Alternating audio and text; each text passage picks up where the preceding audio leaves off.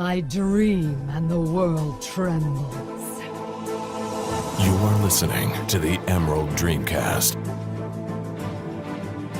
a World of Warcraft podcast, with your hosts, Hazel and WoW Martian.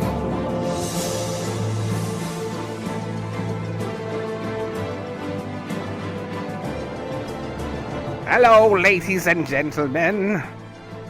Welcome to the podcast, Emerald Dreamcast, on this April 4th, 2016. Thank you guys very much for being here in the chat room and listening wherever you may be.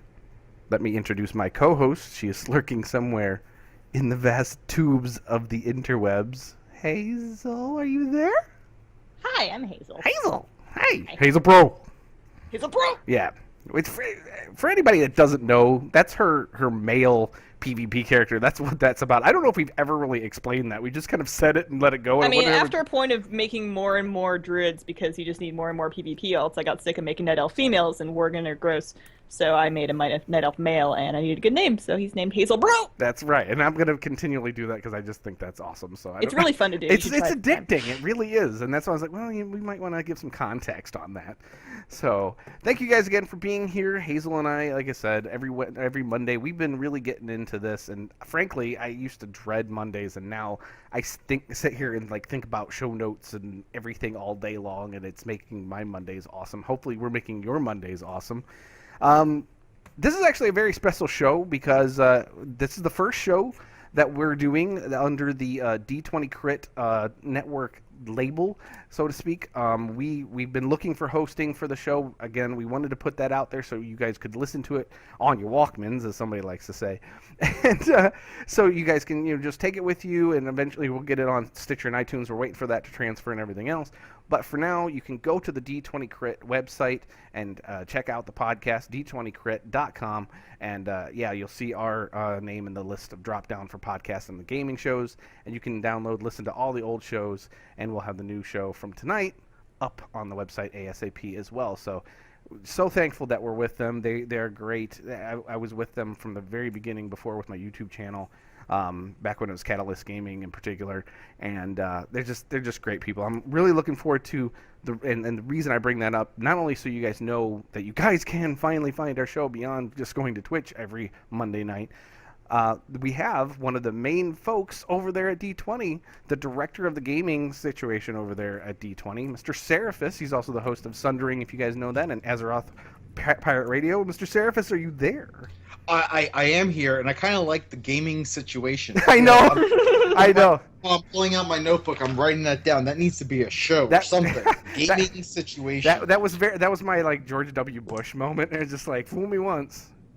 Yeah, so it wasn't the best. So my segue was for. I apologize. When you said situation, I was thinking Jersey Shore, and I was thinking maybe there's gonna be another podcast or a show that's it's like reality. It's did you guys ever see King of the Nerds? Yes. They had Trade Chat on it. It'd be like that, except just WoW people, the and it would be situation. really, really awkward to watch. I think alcohol would probably be involved in the gaming situation. Man. Alcohol's involved in most things that I do, so I apologize ahead of time. See, that was a good segue by me. Boom. All right. So now that we're members of D20 officially, is there a theme song that we need to learn how to sing? There's a handshake. Or a logo sound or. Well, we have a post. I mean, no, but I have a soundbite of Joe and I saying that we were going to share underwear at BlizzCon. Okay, now, I was afraid. We should really put that in the intro. I was afraid this was going to come up. I was 10 minutes before we got started, I was like, he's going to talk about my underwear, isn't he? I just know somehow that it's 3 years ago now, and somehow we haven't talked about it.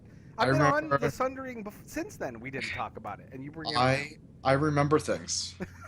All my I have a notebook. I keep detailed notes. Well, I was supposed to get a sack punch too, and I didn't get that either. So there's another thing. Yes, there was also going to be that, but anyway, I think we totally lost everybody. I'm pretty sure that was the year that you couldn't make it to BlizzCon, and then it all just kind of fell apart. I was very disappointed I wasn't going to be able to sack tap you. And, No. That was the year I did show up. It was that year. Oh, It was before that. that's Why right. we talked Zia about it. Said she was gonna sack tap you, Right. and you and I were gonna share underwear. Yes. I'm updating my We've notes. totally lost everyone now. Now, when you guys say share underwear, are you talking there's one pair and you're like passing it around throughout my the day, God. or are you just in a hotel room with one fairly oversized, I hope, pair of underwear Well, that you're both trying to but- squeeze into? Well, you've ever seen? And in that case, are you front to front or back to back? Oh, Well, jeez. well, I mean, a little column A, a little column B. Wow. What? Good night, everybody. Wow, I don't know. It's gotten warm. So let's not even talk about context. Let's just leave that hang and just let them figure it out. Well, I mean, that? if we're both in the same pair and we're front to front, nothing is really hanging. It's kind of squished together there. All right, but we'll hang to the left when we're back to back. Totally off the rails. I mean, as long as there were WoW themed underwear, we're totally on topic. It's fine. Oh, is that what it takes? Throw a little thrall in the front of them. A little thrall? What are you trying? Oh my God! All right, my doom hammer. Huh. All right. Well, is there a show in here somewhere? Somewhere. I've totally lost it. Okay. Anyway, Welcome to the Gaming Situation Podcast. Well, I want the Moosehead podcast. That's coming next. Venge Moose. Revenge Moose. Anyway, that if you weren't here for pre-show, see, this is why you got to be here for pre-show.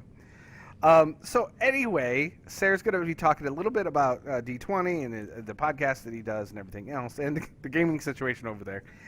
And Gaming situation. but first of all, we're just going to talk about what we've done this past week in and out of game. Mostly, of course, what's in game, because frankly, that's all that's interesting about me. I'm pretty boring outside of. So Hazel, what have you been doing this? Hi. What have you been doing this past week? Well, this week I was very, very, very excited to find out that I made it into the alpha on the PvP invite wave. So all of those hundreds and hundreds of hours I've spent killing people have finally paid off for me. So I got into the alpha, and I have been enjoying all of the technical issues that come along with that. But basically what I've done so far is I've been doing some PvP, some skirmishes, and some battlegrounds on a Resto Druid to kind of test out the direction that that's going. I have done some Shadow Priest leveling. I've taken my Shadow Priest through almost all of Val'sharah, and kind of looking at the new Shadow Priest playstyle and their artifact weapon, because those are the two things that are kind of main right now. So I'm excited to sort of see the direction those are going in Legion and hopefully get some videos together. But mostly alpha. Haven't played too much live this week, and the talk we had last week, or the talk we were supposed to have last week, about professions and professions in WoW and where they're going, got me thinking a lot about how other games do it. And resultingly, I've spent actually a good bit of time in Black Desert Online, just messing with professions. Not really even doing the combat of the game, but just like, there's a really well fleshed out profession system within Black Desert Online. And I've been spending some time in that and kind of thinking about how that relates to WoW. So that's been my week. Yeah, very nice. I'm very happy that you're in the alpha. I think it's funny you got in through the PvP wave when I emailed 2 different CMs going, please let her in. She's awesome. She does videos and she's on a show and we'd like to talk about it. So yeah, at least you're in, and that's all that matters. And we are going to talk about professions and stuff probably next week. And there's some interesting stuff that I've already seen via YouTube actually about some professions in Legion. So it's going to be a good show. I myself have not really done much in the alpha yet, so I need to get on that anyway. But so Sarah, what has your week been like in and out of game? Oh man! All right. Well, so first of all, out of game. Well, we're working on potty training my son, which for any of you who don't have kids, it's kind of like when you're trying to potty train Worgen. And it's basically where you get them to stop pooping and peeing in the huts, and you get them to do it outside. So I mean, it's important stuff, and it also means I get to save a lot of money on diapers. So yay! Though we're doing a lot more laundry right now, so that's fun. That's fun. But no, I finished watching The Walking Dead finale. So that was a thing yesterday. No, Yep. I have to ask: is that why the Sundering didn't occur last night? No, actually, it didn't occur because my co-host had to work late, and so it just felt like we could just use a week off. Gotcha. So we did. And beyond that, I've been playing a ton of stuff. So StarCraft 2, the new Nova missions, I played through those. those were pretty fun. And let's see, I play a whole bunch of Heroes of the Storm. Trying to think, did I buy a new hero this week? No, I did not buy a new hero yet this week. I should, but no, I shouldn't. I shouldn't. Talk yourself out. Let's see. I've been playing Overwatch. Overwatch has been so I've been in beta for a while now, and I am absolutely terrible, and I usually hate first-person shooters on the computer, but I've absolutely loved this game, even though I'm not very good. Right. And luckily it's the beta, so there's not a whole bunch of 5-year-olds in there yelling at me that I suck. Right. Usually it's someone saying, you probably shouldn't have, you should try a different character or something like that. There's a few people who are kind of you are absolutely terrible, but for the most part it's been pretty good. That's nice. I did in one match kill Towley.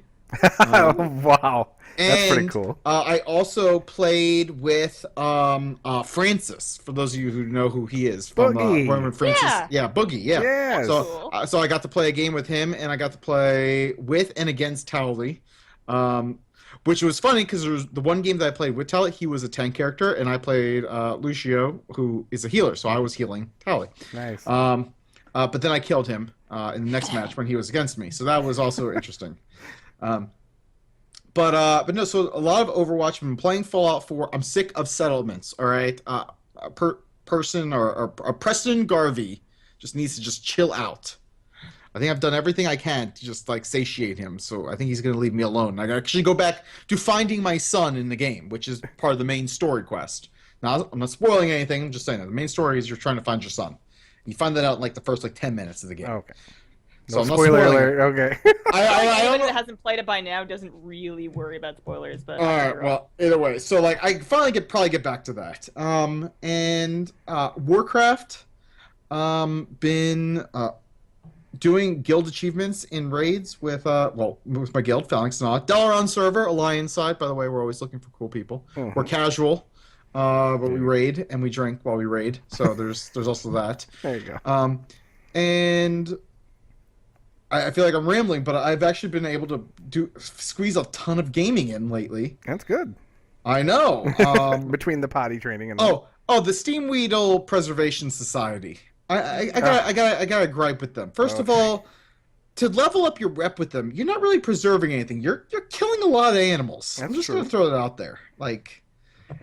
And probably the best way to do it is grind Clefthoof. You are killing a lot of animals. You're not preserving anything. So what is the preservation part of that about? Is it about the creatures? I I think think they they're preserving claim, themselves. They're goblins. Preserving right? themselves. I mean, I might think be. because you always turn in artifacts, or you turn in a claw or a fang. It's I feel like they're preserving their way of life Yeah, maybe. as goblins, and they just want money. Yeah.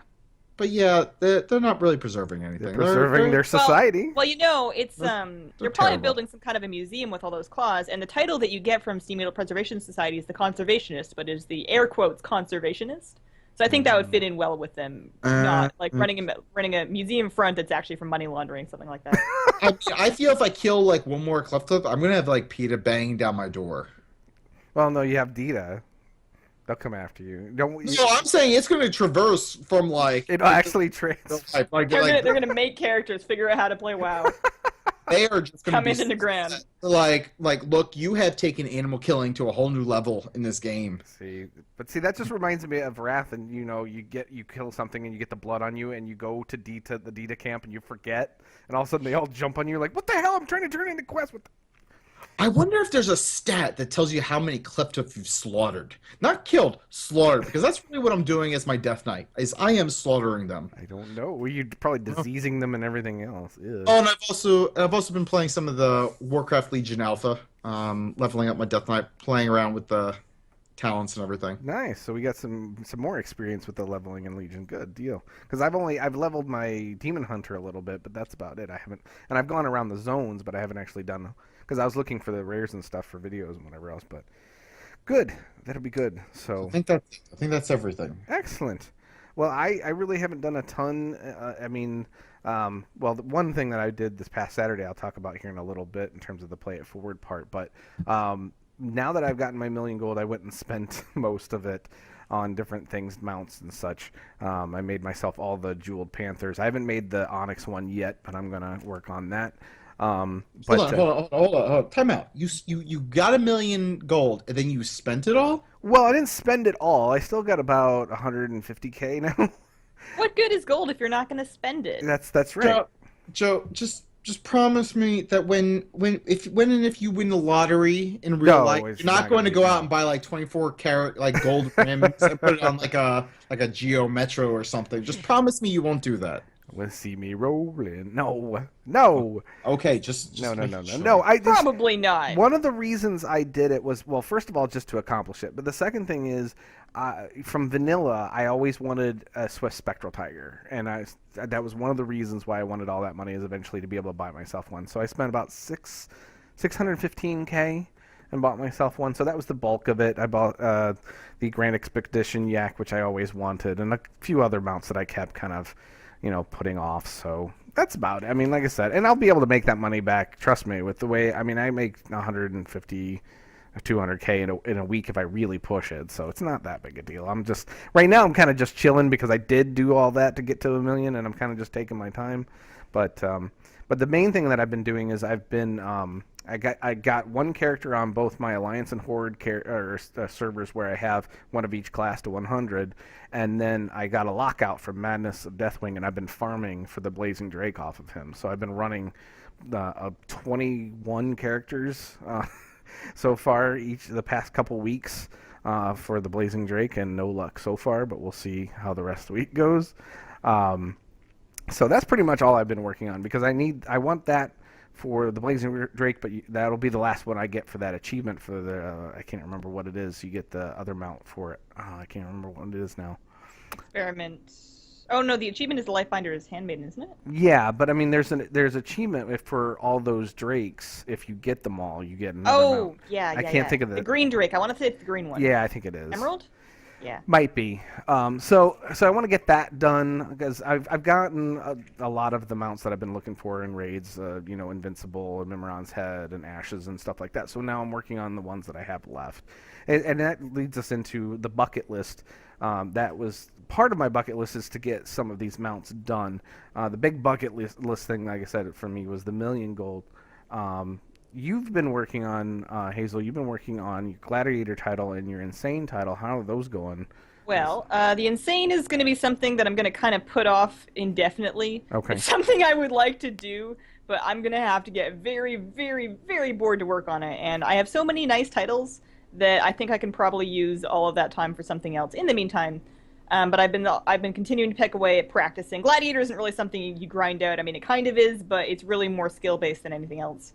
So I've been just putting as much time as I can into practice and playing with a bunch of different people and trying to meet new people to play with and watching my games and all of that. So we're getting better. I recently set up a new UI, a new user interface for PvP healing. I'm using Pitbull for my nameplates now as opposed to the default raid UI plates, which allows me to do a couple of different things. I can now see my mana bar even when I am in cat form. So if I'm going for a stealth drink, I know exactly how long I need to stay in that for, and I can kind of make good judgment calls as to when to come out when my team needs me. And I also can see as many buffs and debuffs as I need to, which makes it incredibly easy to purge or to dispel full rows of dots with haunts when I'm playing against Affliction Lock teams. So I've been doing a lot better since I set that up. Once I got used to it, it was quite a big adjustment trying to get used to seeing all of my information in different spots, and it kind of felt like I was playing underwater for a while. But I think I've mostly caught on to it now, and I'm quite happy with it. The only thing I need left is I need to figure out Tell Me When to a point where I can track my friendly teammates' cooldowns, so that I can see exactly when my shaman has Shaman Rage or my warrior has Stop by the Sword, for example, without having to ask them. But it turns out that, like many add-ons, Tell Me When is not the easiest thing to try and make your own trackers with. So I've been fighting with that and trying to learn it, and learning quite a bit as I go. But I still don't have those ones working. So that's the one thing I got left to do. Gotcha. So you're pretty much focusing on Gladiator now, and that's about it. Yeah, and it's going to take all my time, and I don't even know if I'm going to do it. I'm not going to be heartbroken if I spend another season as a duelist. I only got my first duelist last season. Okay. And duelist, I think, is top 1%. Hang on. I think duelist is either top 1 or 3%. And then gladiator's top 0.5%, and then rank 1 gladiator's top 0.1% of the ladder. So all of them are pretty good. Prestigious. Yeah. it would just be Gladiator's the one that gives you the mount, so that'd be kind of cool. Right, right. Ceraphus, is there any bucket list items in WoW that you want to get accomplished that, long term that you want to get done anyway? Honestly, the only things that I want to accomplish is maybe get to 300 mounts, but I'm like not like freaking out over it. Right. Like if it'll come when it comes, Right. and then because everything else has been mostly raiding, and we've accomplished everything we wanted raiding. So I mean, we cleared out all of heroic content. We're not a mythic raiding guild, so I mean, and we have no desire to stress ourselves out with that. Right, Yeah. right. So and yeah, I don't PvP because I'm really bad. So there's a theme there. So like I'm bad at Overwatch PvP. I'm bad at Warcraft PvP. I'm really bad at Starcraft PvP. I don't even participate in the PvP portion of Heroes of the Storm. I'm bad at PvP in general. So How do you Heroes of the Storm without PvPing? just play the AI. Just AI. All right. All day, every day. Here we So, go. so you could say that being bad at PvP is your gaming situation. That is my gaming situation. But no one can tank Heroic Archimon drunk like I can. That's All right. that's a talent. Question about your raiding guild, because our guild is in a quite similar situation where heroic raiding guild, we kind of cleared heroic, but we have no real interest to do mythic because we don't really want to be that hardcore. Has your guild looked into doing the Hellfire Citadel raiding achievements? We have, but we've actually started going back to Highmall and Blackrock Foundry to get raiding achievements. Yeah. So we actually just started going. We went through Blackrock Foundry this past week to start getting some of those achievements.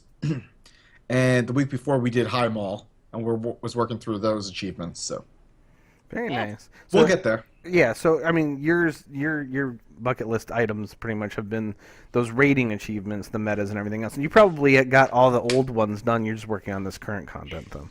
For the most part, we have a lot of them done. Like I'm still missing like a few. Like I think you were mentioning like Deathwing. I'm missing like 2 of the colors Gotcha. on that one. Was it like Taste the Rainbow or something like Something that? like Yeah. that. Yeah. Yeah, I think I'm missing like 2, because I think there's like a total of 4 different ones that you can get. So Yeah. I'm missing 2 of them.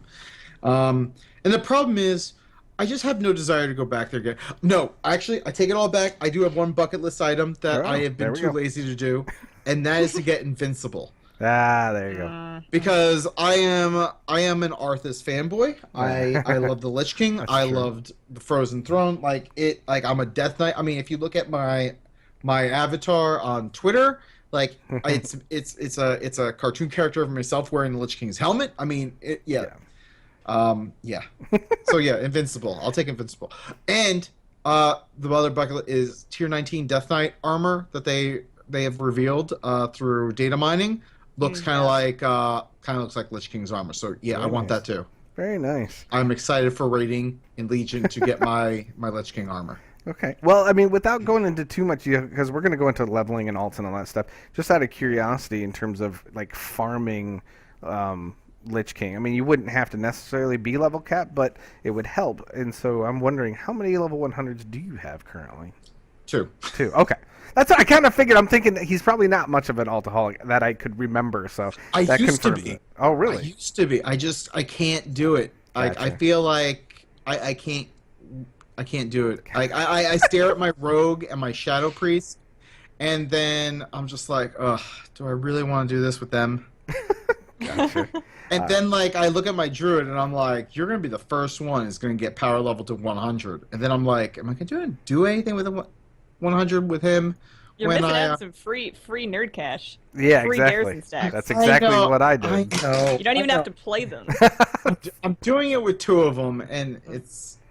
I'm like, oh, do I gotta do it with another one? I'm like, I don't know. Okay, just to give you an idea, I've got on my horde characters, all 11 of them have level 3 garrisons, and they're all tricked out with treasure hunters. And I'm working on my Alliance 11 I've been meaning to talk to you about this, Joe. You have a problem. I have a lot of Oh, problems. I have 13 level 3 garrisons working for me too. It takes me probably maybe See? 40 minutes to go through them all every day, but it gets me huge amounts of gold. And this is why we do the show together. See, you're the weird one. We have the same. I'm the weird one. We have the same crazy. It works out well. Look. Whenever you guys want to like wax intellectual about this, you can come find me on Overwatch. Okay. You know what? I'd like to if I was only in the beta, but I'm not, and I'm a little salty. So anyway, transitioning to now we're going to talk nicely to Sarah because we want to because we're talking about D20 and again how it's helped our show. We kind of had to keep it on the down low until it was official last week. But again, we are part of their network. They are hosting the show for us, allowing us to be able to get the show out to more people. And we can't thank them enough. Again, I was with them when they started with Catalyst, and I have been around a lot of these networks and stuff like that, and it always seems like it's just there's no other words for this. It's a circle jerk most of the time, and it's really frustrating, and it just doesn't seem like there's a good heart behind it and everything. But okay, and I guess I'm being all fairy dust and everything like get 'em, exactly. Get 'em. But no, seriously, I'm really happy because it really is about like a bunch of friends helping each other do their thing, and they don't interfere with anything. They let us do our show. They're just there to help, and like I said, I can't think. I've been very impressed with the whole experience. When Joe first approached me saying that we needed to get with a network, I was the most skeptical person you could possibly imagine because my entire experience with networks has been YouTube networks, which are absolutely nothing but parasitic, predatory things that all they do is they try and trick you into signing up, and then they take your money, and they do absolutely nothing else for you. And I really didn't want to get on board with anything like that, and I didn't really understand what D20 was. And Joe was very patient with talking me through a very long Twitter conversation where he laid out exactly what it was and what it's going to do for us and why we need to get on board with it. And I'm very happy that we decided to do that because it's been great. Yes. Glad that you guys are here. I only wish that we've gotten response back from iTunes and Stitcher. Yeah. To finish that up, but we haven't yet. Okay. So I'm short update for you guys and the listeners. So we've submitted your feeds once you guys uploaded your first couple episodes, and now we play the waiting game with Apple and Stitcher. And the sad thing is they can turn around a response like you are now officially on iTunes and Stitcher like in as short as we've seen 3 days, and we've seen as long as 3 weeks. So. Okay. It's frustrating because there's literally nothing we can do on our side other than wait. But we are so what we do for member podcasts is we provide hosting. We help manage all their feeds for iTunes. So if anything changes, like we handle all the technical stuff. So the creators can just worry about content. We don't charge any of them for hosting. So I mean. This is all, and I want to point out that, as I told Joe, like in no way do we assume any ownership of your content at all. Like, right. I'm just thinking, how do you keep this thing afloat? Where do you make any money? So it's just the goodness of your hearts kind of thing. No. So we make money. Well, we don't like ads. So if anyone goes to D20 Crit, you'll notice that we don't have any real ads, so to speak. But we do have a shop. So if you click on shop, so we do a lot of work with Ask Mr. Robot. They're really good friends of ours, and so we either sell T-shirts or whatnot. And a lot of this is so we can pay for the hosting costs. So we'll the content creators will say, hey, I really want to sell a shirt, but I really don't want to front the hundreds and hundreds of dollars it usually takes to create them. So we actually have a deal with shirt printmakers who we can give a design to, and they will just print out whatever we need. So whatever we sell, the profits really go towards paying for hosting and bandwidth and everything else. So that's been what a consumer-friendly business model. 10 out of 10. So I mean, really, like, no one's getting rich on this. Like, I have a day job, right? Because and the other people who I work with who help run the site, they all have day jobs too. And so it's not like we're getting we're just trying to make a community that content creators feel that they can just kind of just create content, not have to worry about all the logistics involved. And we have our network where our content creators can interact with each other and talk and ask questions, and that's really just what we like to do. And even for shows who are just affiliates, like we still try and do everything we can. And affiliate shows are just basically shows that we don't host. So we basically let them do whatever they want to do, but they want to be part of the network and they want to help out and they want to be part of things that we do, and that's perfectly fine too.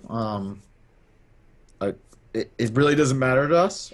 We just want content creators who really love to create different gaming and geek content to feel comfortable doing so. So we have things about movies and Warcraft and Overwatch and Heroes of the Storm, and we just started up another new show called Pile of Shame, which is all about like all the video games that you have that you never get to play, and we all have that, and we have tons of different things for every walk of life, every geek out there.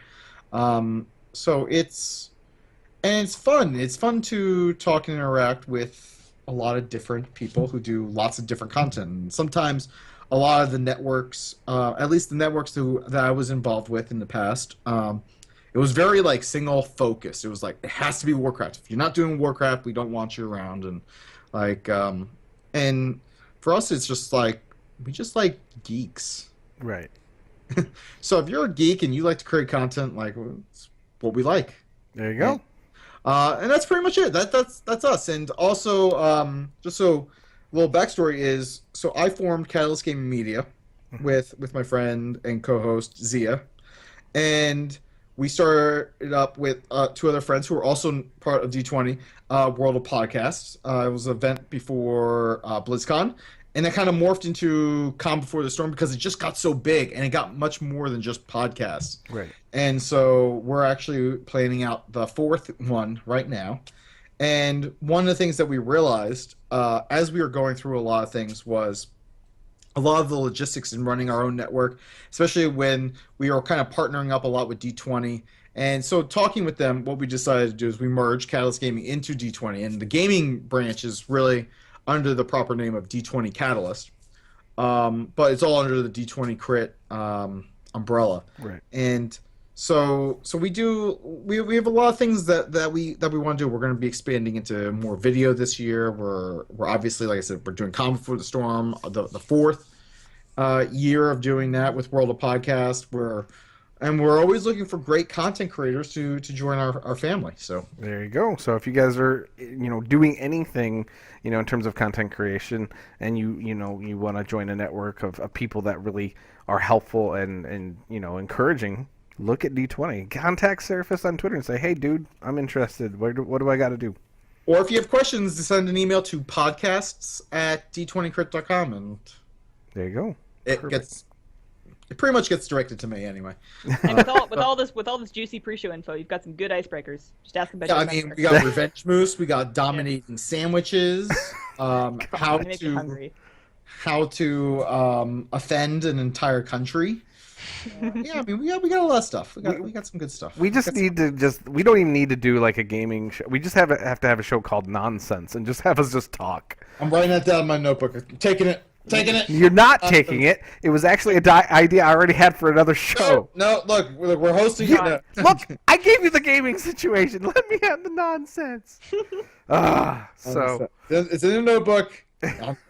I know it's in mine anyway. So, but beyond doing D20 and all that, you also host the Sundering. You also host Azeroth Pirate Radio. Tell us a little bit about each of those and what's the difference between the two. So Azeroth Pirate Radio, I do with my co-host Corey. It's more family friendly, and it's just basically from the perspective of two gaming dads and how we basically decide to say, you know what, this is like either these changes are good for our time, because our time is very limited with kids. Kids change the dynamic of your available free time in ways that is vastly unpredictable. You're like, oh yeah, I'll have plenty of time. No, you won't. No. But the cool thing is his kids are a little older, so he gets to game a little bit more with his kids, and my kids are starting to get interested in it. Like my daughter likes to play like Disney Infinity, and my son likes to sit on my lap and watch me play Warcraft, and things like that. Um, so like he'll also watch me play like Heroes of the Storm. So Ezra Part really takes a look at how to maximize really your gaming and what do we find enjoyable with our limited amount of game time. Whereas the Sundering, well, that's pretty much nonsense. It is. If you are listening to it at work, please wear headphones, or if you're in an office, close your office door. It is absolutely filthy. We have no filter. We go on wild tangents. One moment we'll be talking about Warcraft. The next minute we'll be talking about why you shouldn't put hot sauce on your butthole. And that's just the way I've always liked Sundering. It's just it's a few gamers just getting around talking about what we've done with our week, some of the news, and what we find interesting about it, and just letting the conversation go. Yes, definitely. I'd say so. I mean, we've talked about sharing underwear with Joe, and I mean, we've done a lot of things. We've done a lot of things. How much discussion does hot sauce on the butthole really entail? Who thinks that's a good idea? Well, Is it like those people in college that put like odd like cough medicine? But what happens if it gets inside the butthole? Then like we start talking. Well, you would absorb it faster. But then do you want to fart faster or what? Like, how do you get it out? How do you clean it? Do you have to go get an enema, like a colon cleansing right away? Like, there's a lot of factors that you got to discuss. Like, how do you fix that? 8:11 p.m. April 4th, 2016, undo low for the Emerald Dreamcast. I want to make sure we make it official. I mean, and then like, what kind of hot sauce was it? Was it like a mild hot sauce? Because maybe it'll be okay. Maybe it'll be fine. But what happens if you're getting some like Tabasco in there? I mean, that could be. Oh my god! You know, there's probably someone somewhere that does this on purpose for fun, with like a partner. Ceraphus, that's a thing someone somewhere does. If we ever meet again, if we like meet at BlizzCon or something, I am going nowhere near like 100 yards of a Taco Bell with you. Just so you know, just so there's no accidents. Okay, first of all, Taco Bell sauce. No, that's okay. You know, no. Understand this. Butthole quality, really? Look, you could go to like to any restaurant and get like some. We can go when we go to BlizzCon. We can go to Bubba Gump, and I bet you anything I can get some hot sauce. Butthole. Pretty sure I could ask for some spicy cocktail sauce, and then we can have a real party. Shrimp sandwich, shrimps too. Butthole shrimp. Okay. Butthole shrimp. There's another show for you. That's a cooking show. I'm gonna stay away from butthole shrimp. Okay. That one's all yours. I'll give you that one. Now, thanks. I appreciate that. I'll just write that down.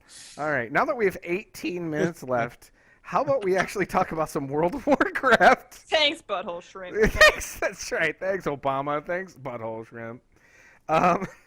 So I put the Twitter question up, if you guys haven't seen, at Emerald Dreamcast with a shared D on Twitter. What is your favorite? Is your favorite zone, dungeon, or expansion to level through, and why? We already talked to Ceraphus about having very little in terms of alt, so he doesn't level a ton over and over again, but he has been around. I know he's been around since vanilla because he got a nice little statue from Blizzard. I do. It's right up there. I'm pointing at You him. jerk. To be fair, I only played 6 months before Burning Crusade, but at least I got into vanilla, and I'm glad I had that experience because, I mean, so much has changed, and it's nice to be able to at least tap into that every once in a while. In fact, we'll be doing that now. Hey, you know how you know someone who not only played vanilla but closed beta vanilla? Oh boy, how? I'll tell you, and I'm going to tell you right now. I played closed beta. It's like, they will tell, and they will brag about it, as we just saw. Yeah, so I've been playing for a long time. Yes. So Hazel, you came in. Was it Wrath?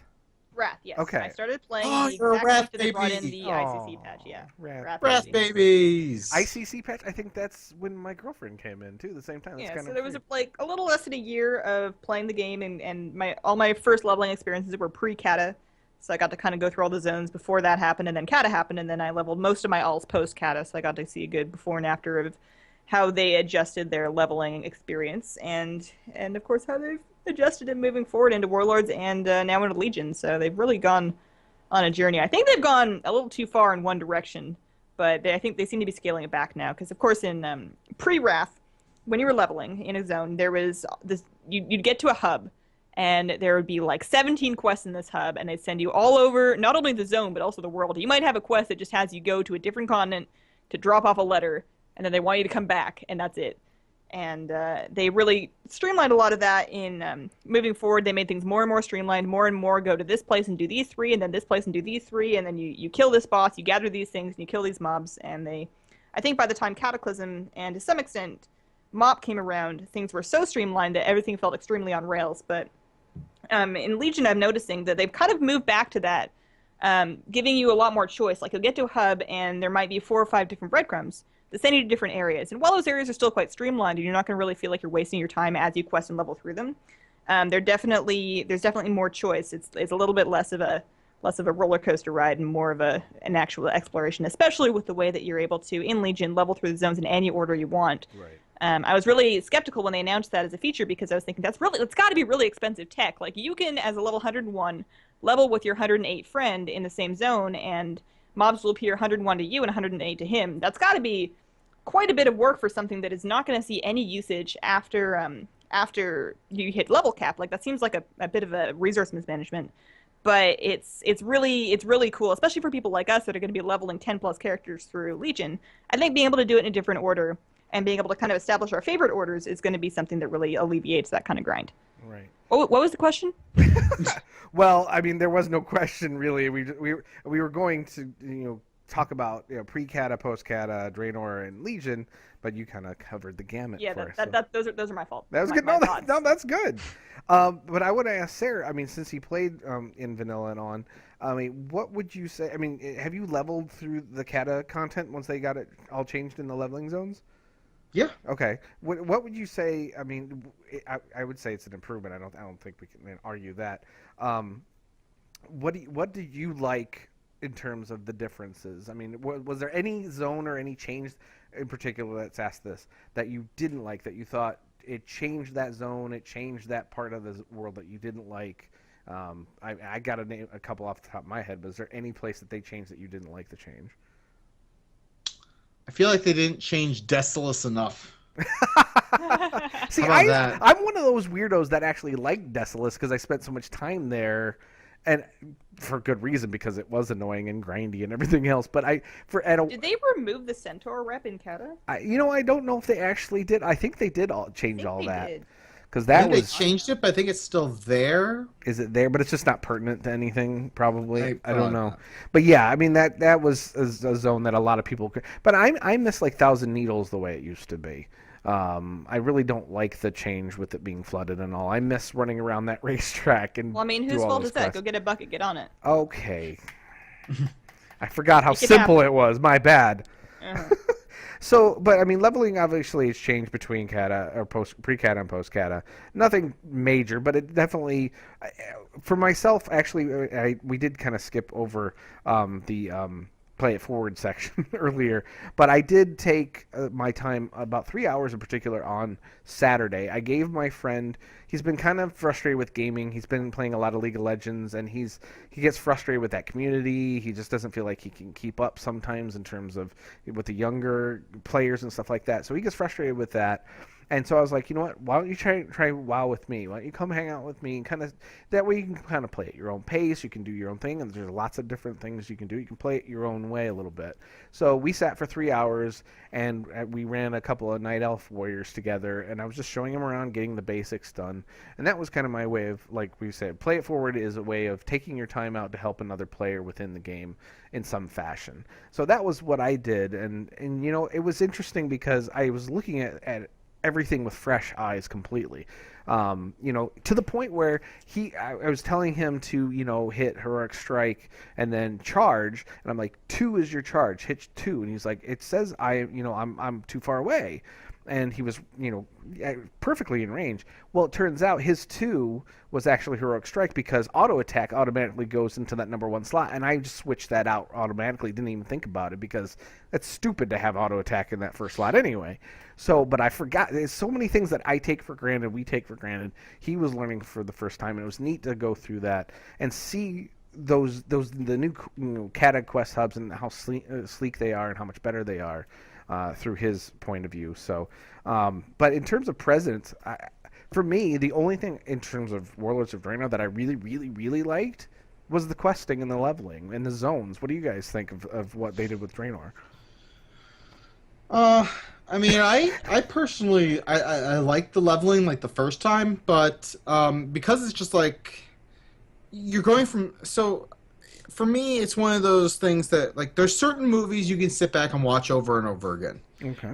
But then there's other movies that you're just like, well, the big part of the story was like the spin or the climax, and after you see that once, like it doesn't hold the same thrill. And so like after leveling two characters through, like that whole like scene in Nogrand, Right. and like it just didn't hold like as much anymore after doing it twice, so that I felt like that I was going to enjoy the story again. Like, so the first, I mean, and for me, when I level a character, my first character is my Death Knight, and I am racing to max level because I want to make sure that I am busting my ass to get him prepared to raid.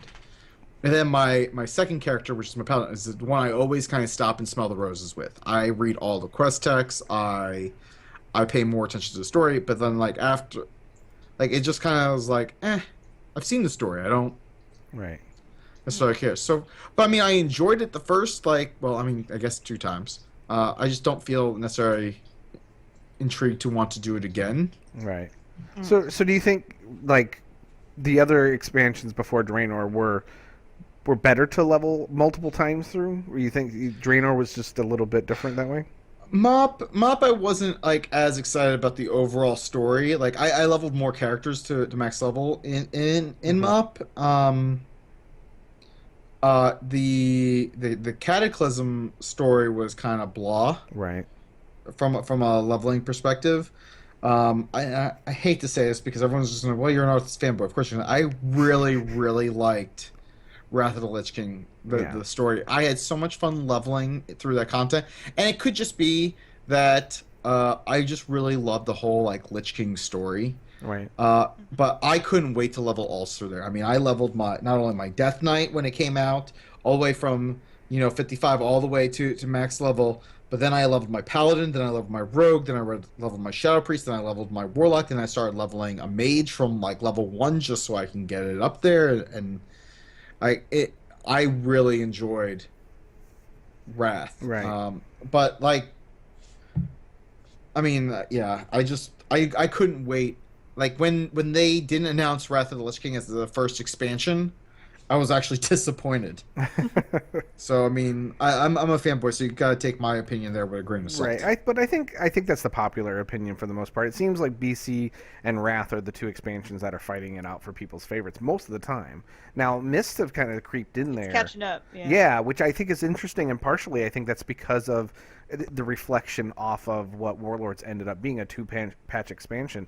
Yeah. I mean, Mist may be the last of the 4, traditional kind of World of Warcraft that we've known, and now they're going into this new kind of system. So I think that's people are going to continue holding up Mist as kind of an example of the pinnacle of game design in WoW. Like, not a lot of people were happy with the story because it was so disconnected from everything else that was going on. Right. But the way that they did professions and the way they did the zones and the raids and the dungeons and adding scenarios and adding pet battles, I think it's going to be held up as an example of how to actually game design really well within World of Warcraft, and it became kind of watered down after that point. So I'm really hoping they bring it back in Legion. Right. But Ceraphus, it sounds like when you're leveling a character, the thing that really engages you with a leveling experience is the story. Like, not necessarily how your character connects to it, but just experiencing the story, kind of like watching a movie or a TV show. Right.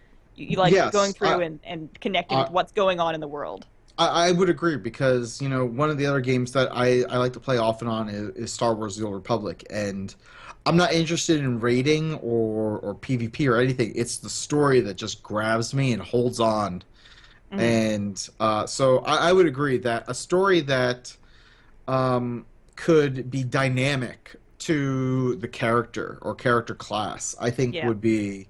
It's kind of like what Star Wars: The Old Republic does, where there's very specific class-type storylines. If they could somehow work that in, and that's kind of the way it's going to work with some of the class halls, I think that I will probably wind up leveling a lot more alts in Legion. But at the same time, every time I don't want to get too deep into the story and the questing in Legion Alpha. I'm in there and I'm just trying to complete the quest as quick as possible. I don't look at the quest text because I don't want it spoiled for me. Yeah. I'm in there and I'm trying to test. I'm trying to see, is this quest broken? Is this broken? Does this not feel fun? Is it too grindy?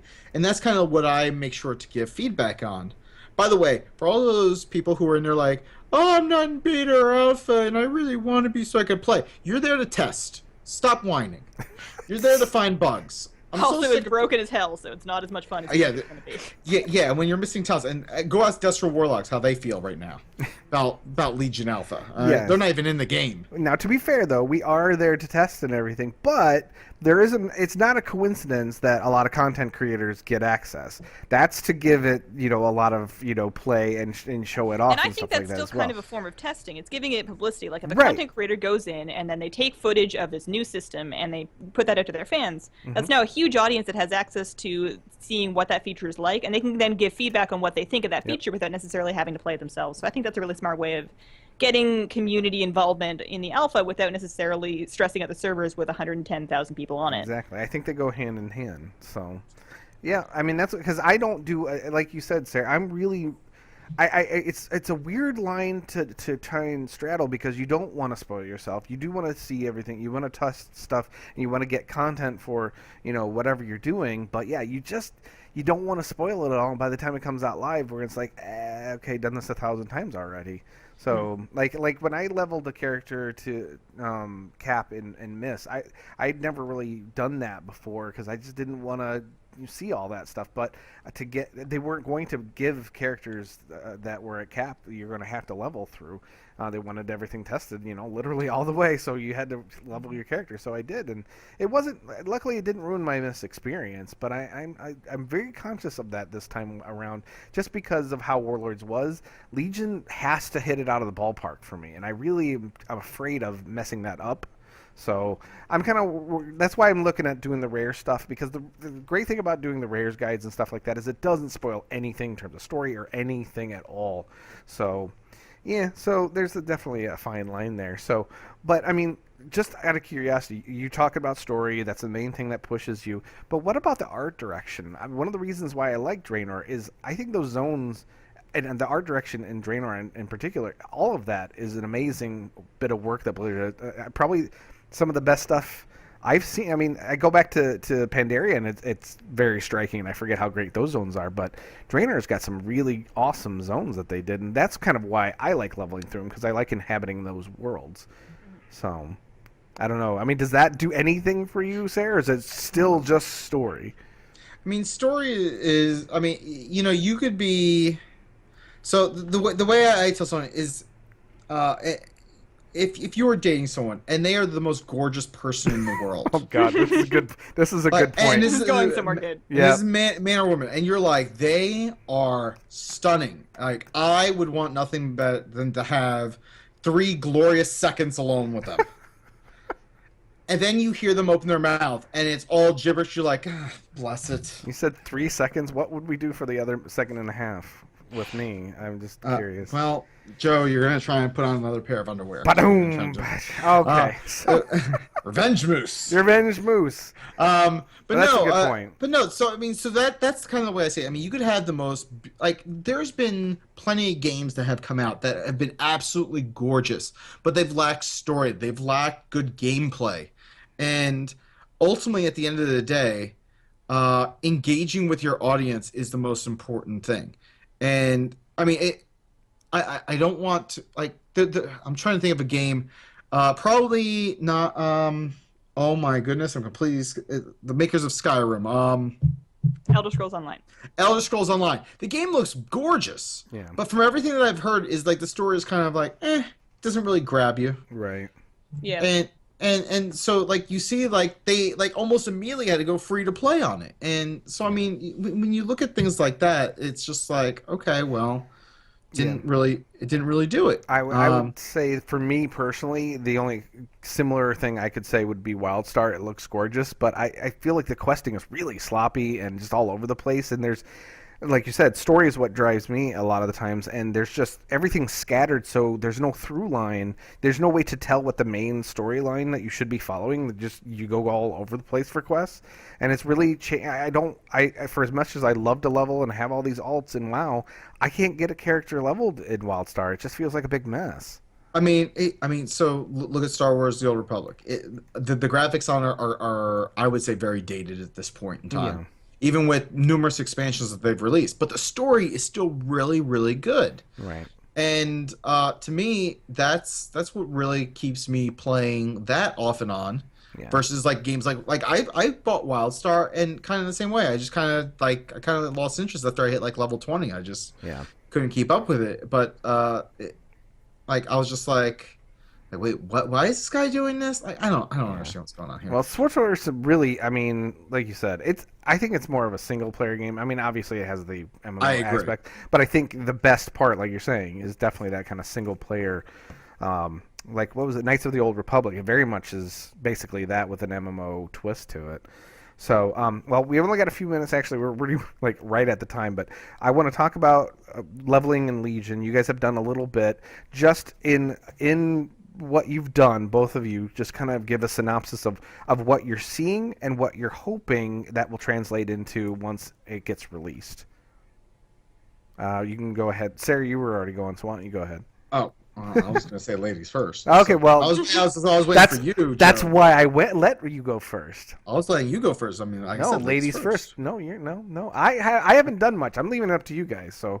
All right, Jack rolls first, then I guess. All That's right. What I'm really hoping for is like kind of return to the things that I really love about Warcraft. Like Warlords of Draenor, I felt was a sidestep. In story and real direction, and when you get into time travel, it's always weird. Yeah, true. And so, like, I'm really hoping they just get back to the roots of telling good story. I really hope that they borrow some of the sort of class-specific storylines with the class and or order halls, and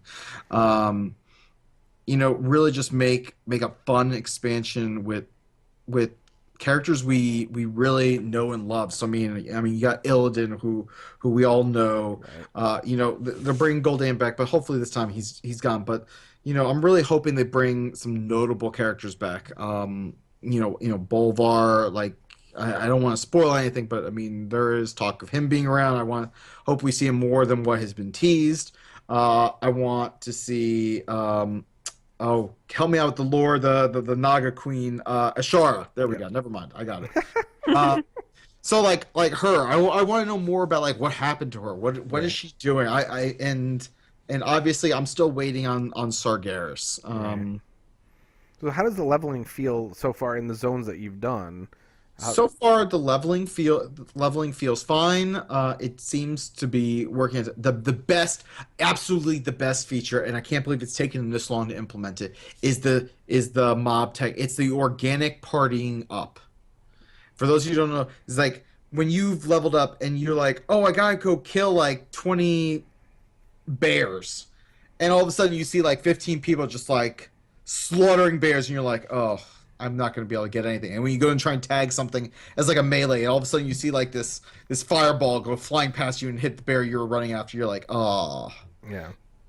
But now, like if they're a quest mob, like if a mage hits it and you hit it, you get credit. You keep killing it.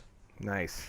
And it's beautiful because now all of a sudden you're like grouped up with this mage without having to party up, and like you're working on it, and that is like one of the best features. And other MMOs have this feature, and it's so great to see it finally make it into Warcraft, because it's probably one of the biggest gripes about questing and leveling. Right. Is that you actually wind up right now you like despise people who are questing in the area, and. Yeah. In Legion, I think you're going to be like, oh, there's more people here. This is going to go faster. Yeah. This is going to. I can get. They've taken that philosophy into a number of different places. There's shared herb nodes, shared mine nodes. If you see a treasure, you can loot it, and somebody else can loot it, even if you're in the same party. Like right away, you don't even have to wait for it to respawn. It's awesome. That's nice. Oh yeah, I mean, because it used to be nothing was shared. Then it came to like rares. Now it's nice that every mob and even nodes, for God's sake, that's awesome. And like you said, it does encourage and doesn't discourage the social aspect. That's awesome. Now, Hazel, what has your experience been in those zones so far?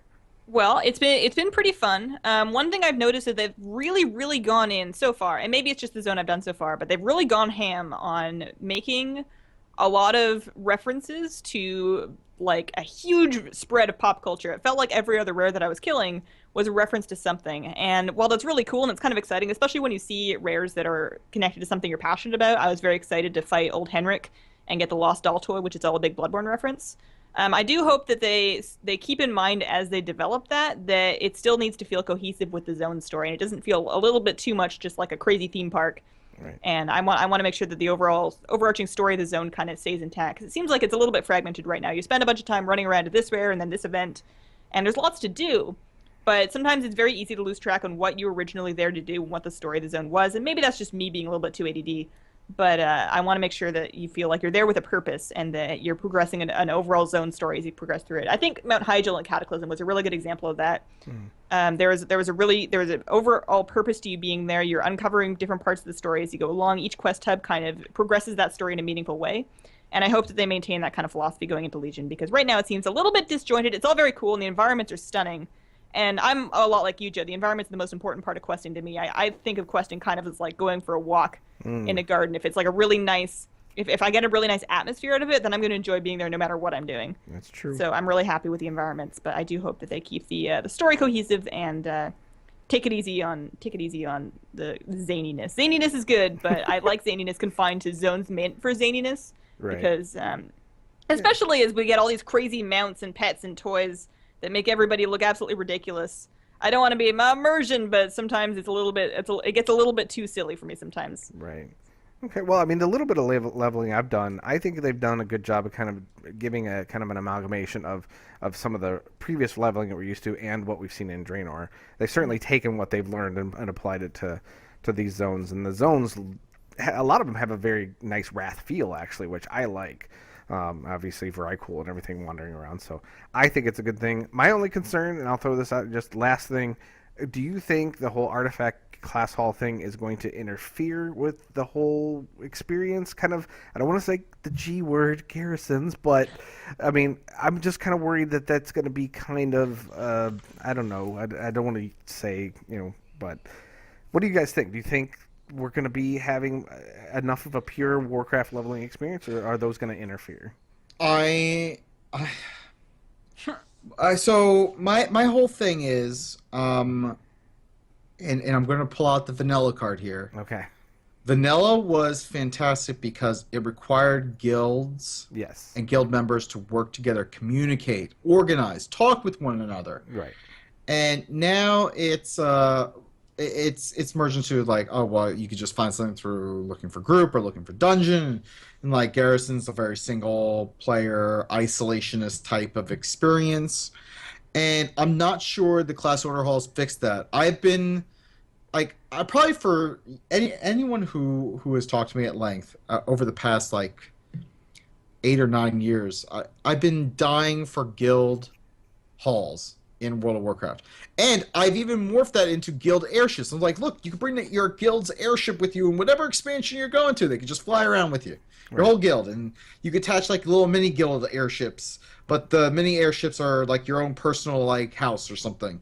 And you all kind of, and like, and everyone's like, oh, but Blizzard's always, big excuse is always like, oh, well, the individual officers will have control of it. I'm like, that's such a lazy excuse. Like, come up with a way that makes the guild have to vote on changes or new things for the guild hall or whatever. Like, I feel like they need to get back to making, not necessarily saying the guilds are the most important things, but making them more interesting and more needed, more of a community feel. Because right now, I feel that guilds are very second, like they're very second class citizens in World of Warcraft, and in other games they're not so much as second class. They're more integrated. There's more features. There's more tools at a guild's disposal to do things, and so I'm cautiously optimistic and nervous about the class order halls that it doesn't necessarily. It still continues to perpetuate a single player game mentality, where I would really like to see the massive multiplayer facet be more focused on, and the way you do that is through community. And what's an easy community feature to focus on? Guilds. Right. That's But good. that's my soapbox. But What do you think, Hazel? What do you predict with these class halls and artifacts and all that? Well, the artifact thing, I'm not terribly excited about having played it just because it feels like now if the artifact is something that can be finished within the first patch of the game, then it's going to feel mandatory to finish that before the raid opens up because you're not going to want to go into the raid with a half-finished artifact weapon if you could have finished it by then, which turns the whole artifact leveling thing into a massive, massive grind. Right. And it's not a grind that feels good in any way, shape, or form. You're just like, it means that you have to go around and get the treasures and kill the rares and do the quests and try not to miss anything for all of the artifact power. And if you want to have any alts that are relevant, you're going to need to do the exact same thing on them. And I think that's going to cause a lot of player burnout. I think we're going to have kind of a Miss Pandaria reputations effect where because you can do all this and you technically should if you're looking to be competitive in rating, it's gonna be really, really gross to deal with. So I'm not looking forward to that. It's a little bit too early to say in class halls. I want to see how populated they end up feeling and how... I think I like the RP aspect of hanging out in a hall with other members of my class and kind of bonding a little bit that way. But I don't think they're going to turn out to be all that much different than Garrison. And I almost kind of wish that they'd put the time that they're putting into class halls and just skip that whole system altogether. I would be fine with never sending a follower out on missions. I would be fine with just getting quests the normal way. And I wish that they'd put those resources somewhere else. Amen to that. I mean, that's my only thing. I feel garrisons were kind of gimmicky, and my fear is the artifacts. Not so much the artifact weapons, but definitely the class halls. The class will have halls, that yeah. I'm worried that feel. they're concerned that they put so much money and so much time into developing all this garrison tech that they don't want to just throw all of it away. Yeah, and that's what it Little feels sunk like. cost fallacy going on Yeah, like they're kind of yeah. Totally agree. Well, thank you guys. We have gone on a little bit too long, so I want to go ahead and finish this up. Thank you guys very much for stopping by. Sarah, for all the trouble that you caused, I do appreciate Thank you so much for coming stopping on by and being my intermediary with D20 and everything. You've had to deal with me asking all kinds of questions and everything too. that's fine. Anytime you need someone to derail you, or Hazel, if you want to, talk about sandwiches some more. Like, just hit me up. I'm all about it. Wow. Well, what have I wrought? All right. Well, as far as getting a hold of each other outside the show, myself, it's out while I'm already on Twitter. Hazel is at HazelNutAGames on Twitter. Ceraphus is at Ceraphus, CERAFPHUS. Sorry. So, is there any, what about your podcast? Where can they find those? Well, the Sundering, you can probably get all of the information at thesundering.net, and you know what? AzraelPirateRadio.com. Both those sites will take you to all the social media and all the other stuff that you need. And everything at the D20 family is at d20crit.com. Correct. So definitely check all those. There's, like you said, there's so many different things there. You're going to find something you're going to be interested in, whether it's a show specifically, a podcast specifically about Netflix original programming, which is Netfreaks, which is an awesome idea. There's so many different things over there. Go check that out. And if you are interested in doing anything for them, let them know, let Sarah know, because trust me, you will not regret it. It's awesome. I'm so thankful that we are there. So thank you guys very much for coming by here live, and again, wherever your ears are, letting us massage them in your local area, and hopefully we'll get Stitcher and iTunes working soon, so that make things even easier too. So thank you guys again. Thank you guys. Top men working on that. Appreciate that. Like I said, thanks again, Ceraphus, for stopping by, and as always, Hazel, I am so thankful that we're doing this, and you are the best co-host. I really appreciate your time. Thank you guys again, and we are out. Have a good week, and we'll see you next week. Bye. Bye. Later. I rolled a 20.